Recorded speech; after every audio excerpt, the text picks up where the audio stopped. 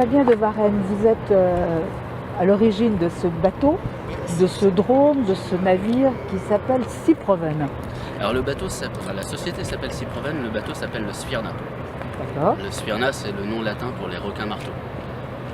Pourtant, il ne ressemble pas du tout à un requin. Non, mais c'était, je cherchais un nom de poisson ou mammifère marin, et c'est tombé sur le Sphyrna. Je trouve ce nom joli et en plus les requins marteaux ont une forme bizarre et ce bateau a une forme aussi un petit peu spéciale. Vous l'avez développé. Quelle est l'histoire de ce bateau? Alors l'histoire est assez longue, c'est-à-dire que moi ça fait plusieurs années que je pense à créer un navire autonome et il y a 5 ans on a commencé à travailler pour étudier une carène la plus performante possible et puis petit à petit on s'est aperçu que l'option de la pirogue à balancier, le VA polynésien historique, était un des meilleurs compromis qu'on puisse avoir pour un navire autonome. Donc entre le moment du papier et la réalisation, combien d'années? 5 ans. C'est plutôt rapide. C'est plutôt rapide, on a navigué assez rapidement parce que le bateau tel que vous le voyez a déjà navigué. C'est bien évidemment un bateau autonome. Alors c'est un bateau autonome. Alors, bateau autonome, c'est un unmanned surface vehicle, c'est un bateau sans personne à bord.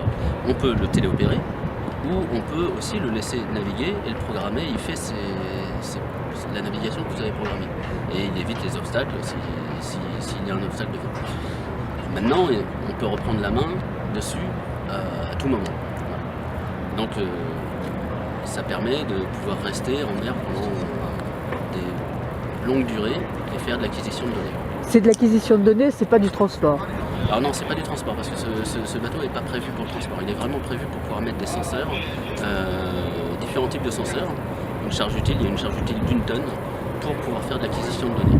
Et il est surtout conçu, en plus de ça, il a été conçu avec des performances hydrodynamiques spécifiques, ce qui fait qu'il consomme très peu d'énergie pour avancer.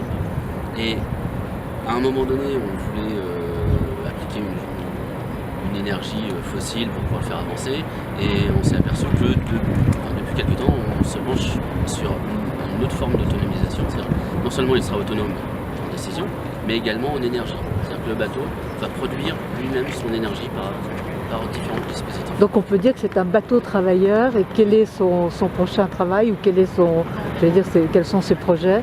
Alors ses prochains travaux, c'est là en fait on lance un appel à projet, donc auprès des scientifiques, des ONG, pour qu'ils nous proposent une mission, enfin des missions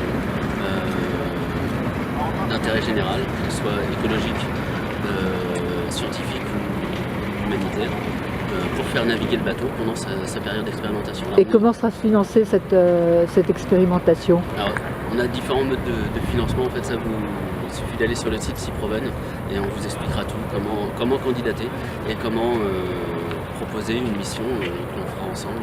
Quel est le budget? Le budget de la mission, oui. Ça dépend du temps de navigation. D'accord. Et c'est par jour, c'est comment? Ça dépend véritablement des navigations. C'est assez compliqué à vous expliquer parce que ça dépend de la charge utile que l'on va mettre à bord et comment on va gérer la distance. Si la mission est dans le Pacifique par exemple, il y a des frais de mobilisation, des mobilisations différents. D'ailleurs, ce bateau est entièrement containerisable. C'est-à-dire qu'il se démonte et on peut le mettre dans un container de 40 pieds classique et l'envoyer à l'autre bout de la France, à l'autre bout du monde, pour un prix tout à fait défiant toute concurrence. Merci. Merci. Au revoir.